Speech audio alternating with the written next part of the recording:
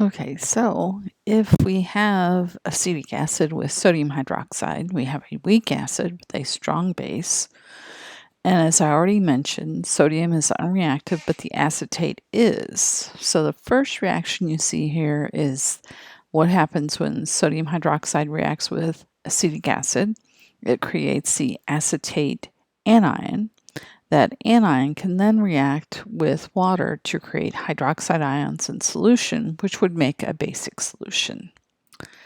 So, and again, as I said, I will not test you on a weak acid with a weak base. So, buffers. What is a buffer? How do they work? All sorts of interesting questions. So, a buffer is a solution that contains a significant amount of both a weak acid and that weak acid's conjugate base. So it could also be a weak base with its conjugate acid.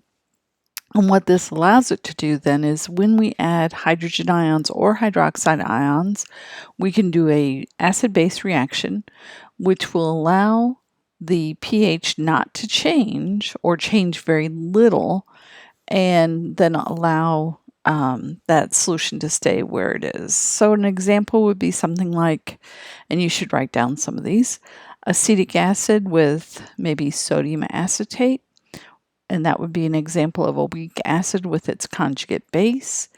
And then a weak base would be something like ammonia with ammonium chloride, ammonium bromide, ammonium with any conjugate or any cation, anion to balance out charges.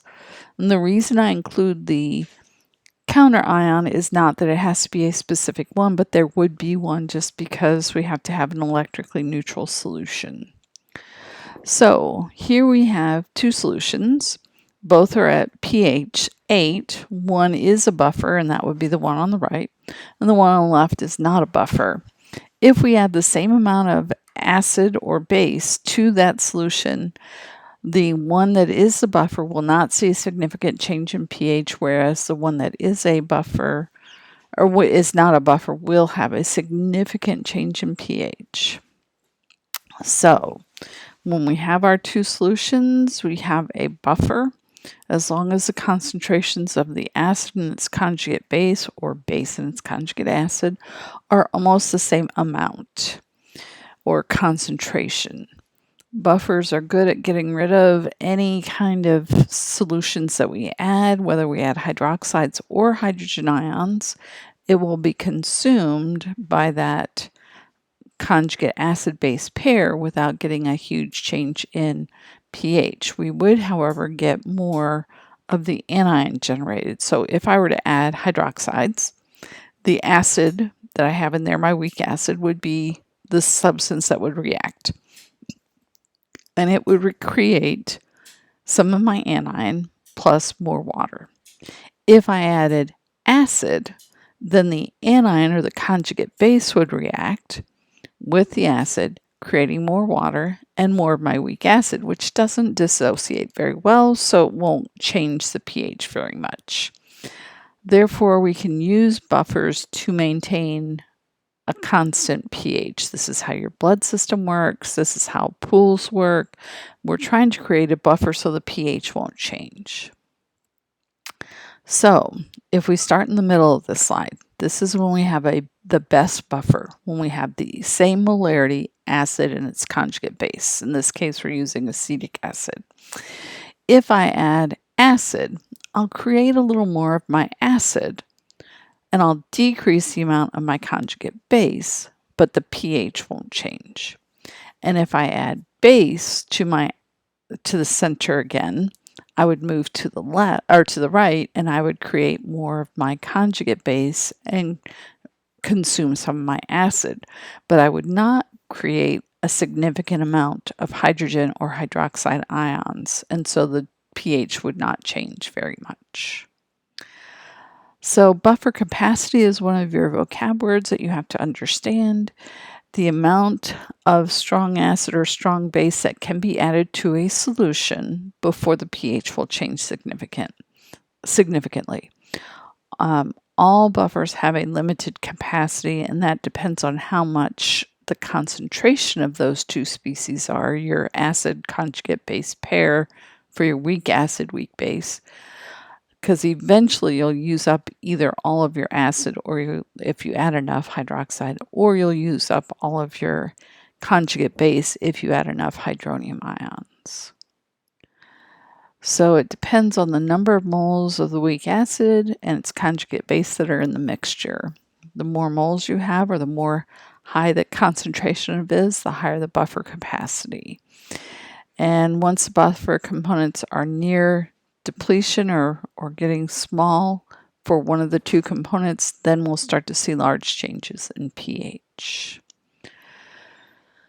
So to figure out the pH of a buffer solution means that you have to calculate both the concentration of your weak acid and its conjugate base. So here's the reaction we're going to use. And we're going to use the Henderson-Hasselbalch equation. And so we have to know the Ka of the acid, and that you would look up in a table.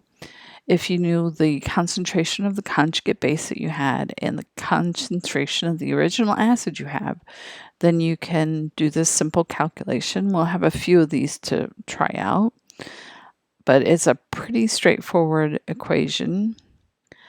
And here are two questions that I want you to work on and see if you can.